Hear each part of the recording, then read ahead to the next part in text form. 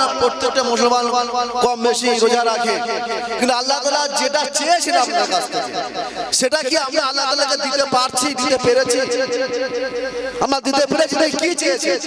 তিনি কোরআনের সূরা বাকারার 183 থেকে 137 নম্বর আয়াতে স্পষ্ট করে দিয়েছেন যে কি কি তোমরা করবে, কি কি করবে না। রমজান মাস বলছেন এই মাসে কোরআন নাজিলের মাস। কোরআন নাজিল হয়েছিল সত্য মিথ্যা গুলো ধরে দেওয়ার জন্য, হক বাতিলের পথ ত্যাগ করার জন্য। হকের পথে চলতে হবে, বাতিলের পথ ছেড়ে দিতে হবে এবং কোরআনের নির্দেশ মোতাবেক জীবন গড়তে হবে, নিজের পরিবার গড়তে হবে, নিজের পাড়া প্রতিবেশী করতে হবে এবং রাষ্ট্র করতে হবে। যে সমীক্ষাতে ভারতের মুসলমান সেই মাসটিতে যখন নেশা খাওয়া ত্যাগ করে, মদ খাওয়া ত্যাগ করে, কয়েক বিলিয়ন মদ নাকি বিক্রি হয় না এক মাসের জন্য। তারপর যখন রমজান মাস চলে যায় তখন তারা যেমন মুসলমান ছিল তেমন তারা আবার যেমন মাঠে পাকা রাস্তা করে দেয়, সুন্দর রাস্তা মতো ভালো লাগে, রাস্তা কাজে গিয়ে তখন মাথার দাঁত এমনি খবর হয়ে যায়। মুসলমানদের অবস্থা ঠিক তাই। কোটি কোটি মুসলমান রোজা রাখছে, রোজার সময় প্রচুর টাকা খরচ করছে। কলকাতার বিভিন্ন মসজিদগুলোতে আমি একটু যাই ঘুরে দেখছি, তো সেখানে যা খাওয়ার আয়োজন করে হয় ইফতারের সময়, আমার তালদিঘি গ্রামের মানুষজন সেসব ইফতার সামগ্রী অনেক কথা চোখে দেখে। তালদিঘি গ্রামের মানুষজন সেটার ভিতর দেখে দেখেনি, এটা খাওয়ার কর্মসূচি ইফতার শেষে। এবং সেখানেতে তোমাদের আল্লাহ তাআলা বলছেন তাকওয়ার গুণাবলী সৃষ্টি হওয়ার আশা তিনি করেছেন, তাকওয়ার গুণাবলী সৃষ্টি হয়ে যাবে। তাকওয়া বলতে তিনি কি বোঝাতে চেয়েছেন? আমরা কি কোটি কোটি মুসলমানের মধ্যে তাকওয়া মিন্স আল্লাহর ভীতি, আল্লাহর ভয় সত্যি সত্যি কি আমরা সৃষ্টি করতে পেরেছি? সত্যি সত্যি কি আমরা এক মাস রোজা রাখার পরে আমাদের মধ্যে তাকওয়ার গুণাবলী সৃষ্টি হয়েছে? আমাদের মধ্যে ধৈর্য, উত্তম ধৈর্য। তোমাকে যদি এক জায়গায় ঠাস করে চড় মারে আর এক গাল গাড়ি, সেই মুসলমান এক গাল চড় মারে আর এক গাল ঘুষে মেরে তাকে মেরে রাখে, শুয়ে ফেলে দেয় কিনা? জানেন আল্লাহ তাআলা সামনে ইলেকশন আসছে, তালদিঘির গ্রামের মানুষজন খুব ভালো, কিন্তু ভাঙড়ের মানুষজনের কাছে জানি না কি হবে, আল্লাহ জানে। এই ইলেকশনকে কেন্দ্র করে কত মানুষে রমজান মাস, ট্রেনিং এর মাস, ধৈর্যের মাস, ক্ষমার মাস, বিনয়ের মাস, কোরআন শিক্ষার মাস, কোরআন নাজিলের মাস। সেই মাসে যদি আপনারা বাপজানদের কাছে, ভাইজানদের কাছে অনুরোধ করছি, আমার কথাগুলো বলার স্বার্থ হচ্ছে আপনারা অন্তত এই কথাগুলো শুনে যদি আল্লাহর ভয় আপনার মধ্যে পয়দা না হয়, আল্লাহর ভয়ে আপনি যদি ভাই ভাইকে খুন করে রক্ত ঝরা থেকে বিরত না হন, তাহলে আপনি মুমিন নন, মুমিন নন, মুমিন নন। প্রত্যেক আছে আহ্বান করছি আপনারা আসুন এই কোরআন মাহফিল অনুষ্ঠানে। আমি কোনো আলেম বক্তা নই বা কোরআনের তাফসীর যেভাবে আরবিতে মুখস্থ করা বলা উচিত সেভাবে আমি তো বলতে পারবো না, আমি বাংলাতেই বলবো, মাতৃভাষাই বলবো। এখানে এই মাতৃভাষার মাঝে আমরা ডায়লগ করি, কথোপকথন করি, একে অপরের সাথে বোঝার চেষ্টা করি, সেগুলো আমরা মাতৃভাষাতেই বলে থাকি। কোরআন অবশ্যই সব আছে অনেক আরবি ভাষা পড়ার জন্য, আপনারা প্রত্যেকে আরবিতে পড়বেন। আমি বলি যেহেতু সামনে রমজান মাস আসছে, এটি কোরআন মাহফিলের অনুষ্ঠান, কোরআনের কথা বলবো আজকে কয়েকটি কথা, সময় আমার খুব কম। আমি কিছু মেসেজ আপনাদের দিতে চাই এই কোরআন মাহফিল অনুষ্ঠান থেকে। এই কোরআন মাহফিল অনুষ্ঠান থেকে আমার কথা শুনে যদি একটি মানুষ কোরআন ধরে তাহলে আমার বলবো আমার এই আশাটা সার্থক হবে। তাহলে একটা মানুষ যদি কোরআন পড়েন, কোরআন মাহফিল অনুষ্ঠান আপনারা জানেন সবাই যে এই মাসে আর কয়েকদিন পরে রমজান মাস আসছে, সম্ভবত বৃহস্পতিবার বা শুক্রবার থেকে শুরু হবে, তাই তো যেটা শুক্রবার শুরু হবে ইনশাআল্লাহ। আমরা যারা আছেন সবাই রোজা রাখেন, এখানে বসে আছেন, আমি প্রত্যেকের মুখগুলো চিনি, সবাই ইফতার করি একসঙ্গে বসে, মুজলিসে আছেন যারা আমার সামনে বসে আছেন, আপনারা রোজাদার মানুষ, আমরা প্রত্যেকে রোজা রাখি। আমি কোরআনের 183 থেকে 187 নম্বর আয়াত, এতে কোরআনের রোজা সম্পর্কে বলা আছে। 183 নম্বর আয়াতে যেটা বলছে, এটা আমি একটু পাঠ করি, তারপরে একটু ব্যাখ্যা করে আমার সময় ছেড়ে দেব। হে ঈমানদারগণ, তোমাদের উপর রোজা ফরজ করে দেওয়া হয়েছে, যেমন পূর্ববর্তী নবীদের অনুসারীদের উপর ফরজ করা হয়েছিল। এর থেকে আশা করা যায় তোমাদের মধ্যে তাকওয়ার গুণাবলী সৃষ্টি হয়ে যাবে। এই যে কথাটা আল্লাহ তাআলা বললেন, এটা কে বলেছেন? আমি বলি, আল্লাহ তাআলা বলেছেন যে ঈমানদারগণ, তোমাদের ঈমানদার বলে তিনি সম্বোধন করছেন, তোমাদের উপর রোজা ফরজ করে দেওয়া হয়েছে, তোমাদের পূর্ববর্তী নবীদের অনুসারীদের উপর ফরজ করা হয়েছিল। এ থেকে আশা করা যায় তোমাদের মধ্যে তাকওয়ার গুণাবলীর সৃষ্টি হবে। আচ্ছা, আল্লাহ তাআলা এইখানে এই কথাটি কেন বললেন? তাকওয়ার গুণাবলী বলতে তিনি কি বোঝাতে চেয়েছেন?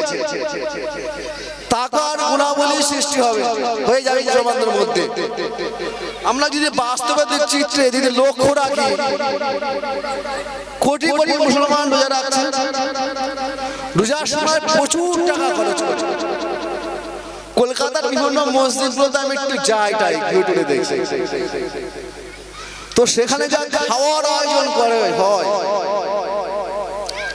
ইফতারের সময়, আমার তালদিঘি গ্রামের মানুষজন সেসব ইফতার সামগ্রী অনেক কথা চোখে দেখে। তালদিঘি গ্রামের মানুষজন সেটার ইফতার দেখেনি, একটা খাওয়ার কম্পিটিশন ইফতার শেষে, এবং সেখানেতে তোমাদের আল্লাহ তাআলা বলছেন তাকওয়ার গুণাবলী সৃষ্টি হওয়ার আশা তিনি করেছেন, তাকওয়ার গুণাবলী সৃষ্টি হয়ে যাবে। তাকওয়া বলতে তিনি কি বোঝাতে চেয়েছেন? আমরা কি কোটি কোটি মুসলমানদের মধ্যে তাকওয়া মিন্স আল্লাহর ভীতি, আল্লাহর ভয়, সত্যি কি আমরা সৃষ্টি করতে পেরেছি? সত্যি কি আমরা এক মাস রোজা রাখার পরে আমাদের মধ্যে তাকওয়ার গুণাবলীর সৃষ্টি হয়েছে? আমাদের মধ্যে ধৈর্য, উত্তম ধৈর্য, তোমাকে যদি এক গালে ঠাস করে চড় মারে আর এক গাল গাড়ি, সেই মুসলমান এক গাল চড় মারে আর এক গাল ঘুষি মেরে তাকে মেরে রাখে, শুয়ে ফেলে দেয় কিনা? জানেন আল্লাহ তাআলা সামনে ইলেকশন আসছে, তালদিঘির গ্রামের মানুষজন খুব ভালো, কিন্তু ভাঙড়ের মানুষজনের কাছে জানি না কি হবে, আল্লাহ জানে। এই ইলেকশনকে কেন্দ্র করে কত মানুষে রমজান মাস, ট্রেনিং এর মাস, ধৈর্যের মাস, ক্ষমার মাস, বিনয়ের মাস, কোরআন শিক্ষার মাস, কোরআন নাজিলের মাস, সেই মাসে যদি আপনারা বাপজানদের কাছে, ভাইজানদের কাছে অনুরোধ করছি, আমার কথাগুলো বলার স্বাস্থ্য হয়েছে, আপনারা অন্তত এই কথাগুলো শুনে যদি আল্লাহর ভয় আপনার মধ্যে পয়দা না হয়, আল্লাহর ভয়ে আপনি যদি ভাই ভাইকে খুন করা থেকে, রক্ত ঝরা থেকে বিরত না হন, তাহলে আপনি মুমিন নন, মুমিন নন, মুমিন নন। আপনার মধ্যে সেই তাকওয়ার গুণাবলী সৃষ্টি হতে গেলে এই সামনে রমজান মাস আসছে, আপনি মনে মনে ওয়াদা করুন যে আমি রমজানের একই রাত্রে রোজা যখন শুরু হবে, সেই রোজা থেকে কোরআন শরীফটা আমি ফজরের নামাজ পড়ে উঠে এক পৃষ্ঠা হলে পড়বেন ইনশাআল্লাহ। আপনারা কোরআন পড়তে রাজি আছেন যে এক পৃষ্ঠা হলে আমি কোরআনটা খুলে পড়বো? এই মাসে কোরআন নাজিলের মাস, ভাগ্য ফেরানোর মাস, ভাগ্য ফেরানোর রজনীর মাস। এটা আমি বলছি না, কোরআন আল্লাহ তাআলা বলেছেন। সেই ভাগ্য ফেরানোর মাসে, সেই কোরআন নাজিলের মাসে আপনি যদি কোরআনটা খুলে একটু খুলে পড়েন, তাহলে আল্লাহ তাআলা রোজার যে ফজিলত, রোজার যে গুরুত্ব, সেটা অনেক আপনি তৃপ্তি পাবেন, অনেক আনন্দ ভোগ করতে পারবেন। আমি পরের আয়াতটা পড়ছি, আমি বাংলাটা বলছি, আরবিটা বলছি না, ভুল হতে পারে, আরবি ফ্লোরাটা গুনাহ হয়ে যেতে পারে। এই কতিপয় নির্দিষ্ট দিনের রোজা যদি তোমাদের কেউ থাকে রোগগ্রস্ত অথবা মুসাফির, তাহলে সে যেন অন্য দিনগুলো এই সংখ্যা পূর্ণ করে। আর যাদের রোজা রাখার সামর্থ্য আছে এরপরেও রোজা রাখে না, তারা যেন ফিদিয়া দেয়। একটি রোজার ফিদিয়া একজন মিসকিনকে খাওয়ানো। আর যে ব্যক্তি স্বেচ্ছায় ও সানন্দে কিছু বেশি সৎ কাজ করে তার জন্য ভালো। তবে যদি তোমরা সঠিক বিষয় অনুধাবন করে থাকো তাহলে তোমাদের জন্য রোজাই ভালো। সূরা বাকারার 186 নম্বর আয়াতে আল্লাহ তাআলা বলছেন, রমজান মাস, এই মাসে কোরআন নাযিল করা হয়েছে যা মানব জাতির জন্য পুরোপুরি হিদায়াত এবং এমন দ্ব্যর্থহীন শিক্ষা সম্বলিত, যা সত্য সঠিক পথ দেখায় এবং হক ও বাতিলের পার্থক্য সুস্পষ্ট করে দেয়। কাজে এখন থেকে যে ব্যক্তি এই মাসের সাক্ষাৎ পাবে তার জন্য এই সম্পূর্ণ মাসটিতে রোজা রাখা অপরিহার্য। এবং যে ব্যক্তি রোগগ্রস্ত হয় অথবা সফরে থাকে সে যেন অন্য দিনগুলো রোজা পূর্ণ করে দেয় করে। আল্লাহ আমাদের সাথে নরম নীতি অবলম্বন করতে চান, কঠোর নীতি অবলম্বন করতে চান না। তাই তোমাদের এই পদ্ধতি জানানো হচ্ছে যাতে তোমরা রোজার সংখ্যা পূর্ণ করতে পারো এবং আল্লাহ তোমাদের যে হিদায়াত দান করেছেন সেজন্য যেন তোমরা আল্লাহর শ্রেষ্ঠত্ব প্রকাশ করতে, তার স্বীকৃতি দিতে এবং তার প্রতি কৃতজ্ঞতা প্রকাশ করতে পারো। আর হে নবী, আমার বান্দা যদি তোমার কাছে আমার সম্পর্কে জিজ্ঞেস করে তাহলে তাদেরকে বলে দাও আমি তোমাদের কাছেই আছি, যে আমাকে ডাকে আমি তার ডাক শুনি আর জবাব দেই। কাজে তাদের আমার আহ্বানে সাড়া দেয় এবং আমার উপর ঈমান আনা উচিত, একথা তুমি আমার তাদের শুনিয়ে দাও, হয়তো সত্য সরল পথের সন্ধান পাবে। আমি পড়ে নিয়ে একটু ব্যাখ্যা করি। রোজার সময় রাতের বেলা স্ত্রীর কাছে যাওয়া তোমাদের জন্য হালাল করা দেওয়া হয়েছে। আর তোমাদের পোশাক এবং তোমরা তাদের পোশাক, তারা তোমাদের পোশাক এবং তোমরা তাদের পোশাক। আল্লাহ জানতে পেরেছেন তোমরা চুপি চুপি নিজেরাই নিজেদের সাথে বিশ্বাসঘাতকতা করছিলে, কিন্তু তিনি তোমাদের ওপর মাফ করে দিয়েছে এবং তোমাদের ক্ষমা করেছে। এখন তোমরা নিজেদের সাথে রাত্রিবাস করো এবং যে সাথ আল্লাহ তোমাদের জন্য বৈধ করে দিয়েছে তা গ্রহণ করো আর পানাহার করতে থাকো যতক্ষণ না রাত্রির কালো রেখা বুক চিরে প্রভাতের সাদা রেখা সুস্পষ্ট দৃষ্টিগোচর হয়। তখন এসব কাজ ত্যাগ করো, রাত পর্যন্ত নিজের রোজা পূর্ণ করো। আর যখন তোমরা মসজিদে ইতিকাফে বসো তখন স্ত্রীদের সাথে বসো, সহবাস করো না। এগুলো আল্লাহর নির্ধারিত সীমারেখা, এর ধারে কাছে যেও না। এইভাবে আল্লাহ তার বিধান লোকদের জন্য সুস্পষ্ট বর্ণনা করে। আশা করা যায় এর ফলে তারা ভুল কর্মনীতি গ্রহণ করা থেকে বিরত থাকবে।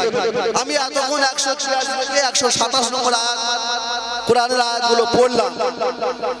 আমি আপনার কাছে বলতে চাই আল্লাহ তাআলা যেটা চেয়েছেন আপনার কাছে, রমজান মাস আসছে, যেহেতু রমজান মাস আগত, মাহে রমজান মাস, পবিত্র মাহে রমজান মাস। এই মাহে রমজান মাসের গুরুত্ব ফজিলত অনেক বেশি। আমরা রোজা রাখি, সবাই মুসলমানরা, প্রত্যেকটা মুসলমান কম বেশি রোজা রাখে, কিন্তু আল্লাহ তাআলা যেটা চেয়েছেন আপনার কাছ থেকে সেটা কি আমরা আল্লাহ তাআলাকে দিতে পারছি, দিতে পেরেছি?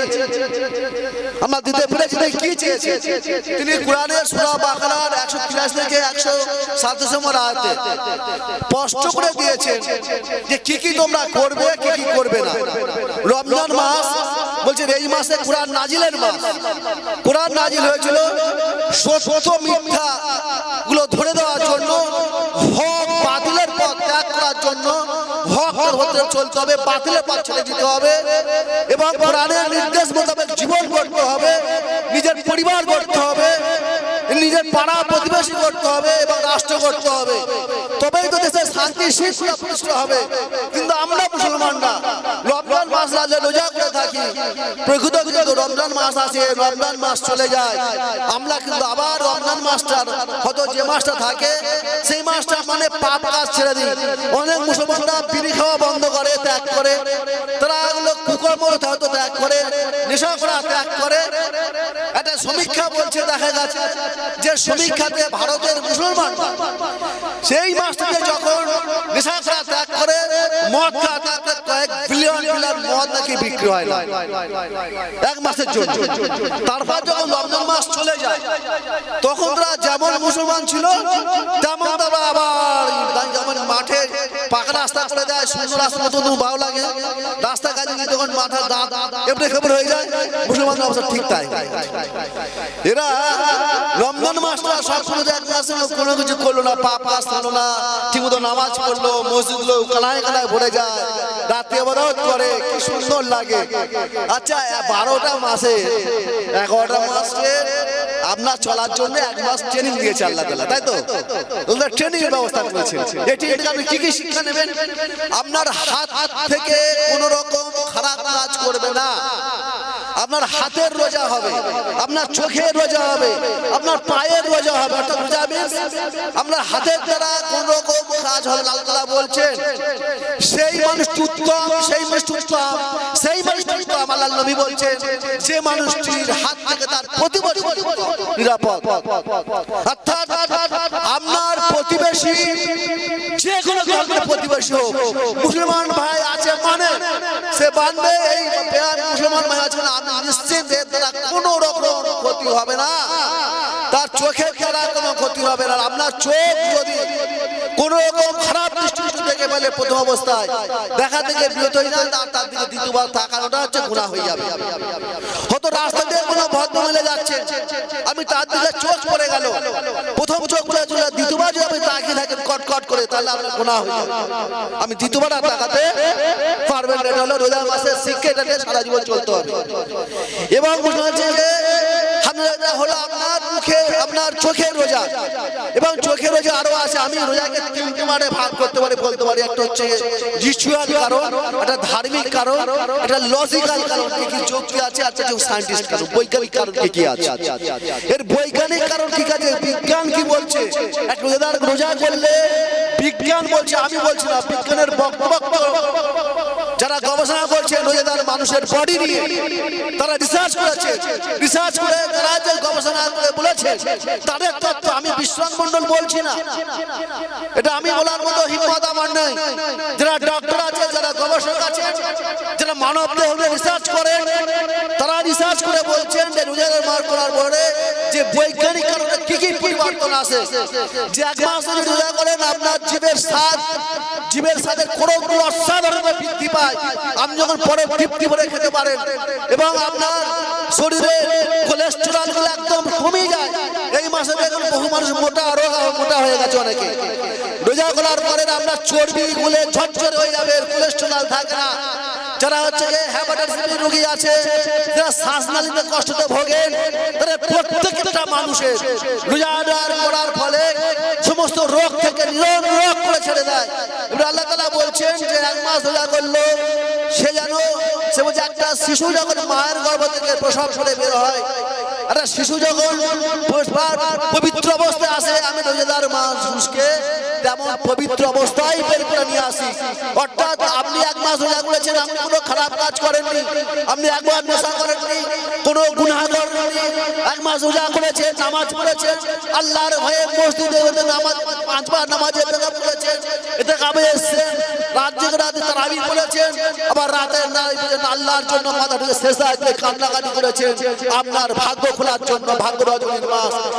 এই যে এগুলোটা করার জন্য আল্লাহ তাআলা বলছেন যে একটা শিশু যখন মায়ের গর্ভ থেকে পবিত্র অবস্থায় বের হয়, আমি আল্লাহ তাআলা ওদের মানুষকে ঠিক পবিত্র অবস্থায় বের করে আনি। এত বড় একটা কথা আল্লাহ তাআলা যখন বলেছেন, আমরা মুসলমান না, কিছু মানুষ হয়তো হয় করে, নিশ্চয়ই করে, নাহলে পৃথিবীর মধ্যে কিন্তু ম্যাক্সিমাম মানুষের রোজা কোরআন হাদিসের আলোকে, আমি বলি ধরতে হয়ে যাবে। কোরআন হাদিসের আলোকে যদি আপনাদের ফেলা হয়, আপনারা ফেল করে যাবেন। আমি বলছি কোরআন হাদিসের আলোকে আপনাদের চরিত্র যদি ফেলে দেওয়া হয়, যে আপনার চরিত্রটা পরিবর্তন হয়েছে কিনা, চরিত্রগুলো গঠন করেছে কিনা। এই রমজান মাসের কোরআন মাহফিল শুনে কোরআনের ভিতর ভয় ভীতি অনুষ্ঠান না করে আপনি কোরআন পড়েছেন, অমরকে শুনিয়েছেন। আপনার প্রতিবেশী আছে যে আমি বিশ্বনাথ মণ্ডল, আমার কাছে কোরআন পৌঁছে দেওয়ার দায়িত্ব ছিল আপনার, আপনি কিন্তু পৌঁছে দেননি। আল্লাহ তাআলা কাল কিয়ামতের দিনে আপনাকে কৈফিয়ত নেবে। প্রত্যেকটা মুসলমান ভালো করে কান খুলে শুনুন, যতদূর মাইকের আওয়াজ আপনাদের কানে যাচ্ছে, প্রত্যেকটা মুসলমানকে একটা অমুসলিমকে 4 জন করে অমুসলিমকে আপনার কোরআনে দাওয়াত দিতেই হবে। আপনার কোরআনকে সত্য মিথ্যা তুলে ধরতে হবে।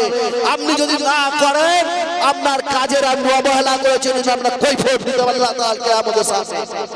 এটা আমি কোরআন করে কোরআন থেকে তুলে বলছি, কোরআনে আছে কিয়ামতের দিন কৈফিয়ত না হবে। একটা মানুষ, এই মানুষটা আপনার পাশে, আপনার সঙ্গে কোমল অমল, আপনার সঙ্গে দীর্ঘদিন বন্ধুত্ব, আপনার বাড়িতে আসে রোজা আমাকে রমজান শেষে ঈদের সময় আমন্ত্রণ করেন, দাওয়াত দেন, দাওয়াত খেয়ে চলে যায়। আবার তার বাড়িতে কালী পূজাতে যান, দুর্গা পূজাতে আপনি যান, দেখি যাচ্ছে বহু মুসলমান ভাইয়েরা, আমি তো হিন্দু এলাকায় থাকি, দেখি বহু মুসলমান ভাইয়েরা হিন্দু বাড়িতে, কালকে আমার বন্ধু মা মারা গেছে, শ্রাদ্ধ হলো, প্রচুর 70-80 মুসলমানরা তারা শ্রাদ্ধ খেতে, এবং তাদের সঙ্গে খুব ভালো সম্পর্ক। এবং তারা যখন আমাদের মসজিদে আক্রমণ ঘটে, ওই মানুষগুলো তাদের উপর বন্দুক ধরেছিল। আমি যাদের সঙ্গে বসেছি হিন্দুগুলোর সঙ্গে বলতে পারি, তারা আপনাকে বন্দুক ধরবে, অন্তত বুঝে যাবে, আপনাকে রক্ষা করবে। আপনার রক্ষা করেন, বুকটা পেটে দেবে। এই যে রমজানের ট্রেনিং নিয়ে যেটা বলার উদ্দেশ্য আমার, রমজানের ট্রেনিং মাসের ট্রেনিং নিয়ে আপনাকে এমন তৈরি হতে হবে ভাইজানরা, একটা মাটির মানুষ বিনয় তৈরি হতে হবে, কোরআনটাকে আত্মস্থ করতে হবে, কোরআনটা আপনাকে তুলে ধরতে হবে। নবী মুহাম্মদ সাল্লাল্লাহু আলাইহি ওয়াসাল্লামের জীবনটা যেভাবে কাটিয়েছেন, তিনি যখন দাওয়াতের মানুষকে কোনোদিন কোনো মানুষকে বলেননি, আমি গ্যারান্টি দিয়ে বলছি, কোনো হিন্দু ভাই যদি শুনে থাকে, নবী মুহাম্মদ সাল্লাল্লাহু আলাইহি ওয়াসাল্লাম তার জীবদ্দশায় একটি মানুষকে বলেননি, এসো তুমি আমার ইসলাম ধর্ম গ্রহণ করো, আমার দ্বীন গ্রহণ করো। তিনি তার ভালোবাসা মহব্বত দ্বারা তিনি বুঝিয়েছিলেন এটাই ইসলাম, এটাই তার ভালোবাসার প্রেমে পাগল হয়ে, যাকে তারা রক্ত ঝরাতো, যারা তার মাথায় নাড়ি ঘুড়ি চাপিয়ে দিত, তারা তার প্রেমে পাগল হয়ে তারা ইসলাম কবুল করেছে। তারা জোর করে নবী মুহাম্মদ সাল্লাল্লাহু আলাইহি ওয়াসাল্লামের কাছে ইসলাম কবুল করেনি। এটা হচ্ছে মুসলমান। নবী মুহাম্মদ সাল্লাল্লাহু আলাইহি ওয়াসাল্লামের জীবনী পড়ে আমরা যদি এমন মুসলমান হতে পারেন, তাহলে বুঝবো আমার এই দাস করাটা আজকে সার্থক হবে। আমার সময় শেষ, আমি এই কথা বলে আপনাদের কাছে বিদায় নিচ্ছি। বলার মধ্যে আঘাত দিয়ে থেকে আঘাতের কথা বলে নিয়ে ক্ষমা করবেন। আল্লাহ তাআলার কাছে আপনারা আমাকে ভাই, ছোট ভাই বলে মার্জনা করবেন, আর যে কথাগুলো ভালো কথা সেগুলো মানবেন। এই কথা বলে আমি আমার আপনাদের সমস্ত করছি। আসসালামু আলাইকুম রহমতুল্লাহি ওয়া বারাকাতুহু। আলহামদুলিল্লাহ, জনাব বিশ্বনাথ মহাশয় তিনি কোরআন হাদিস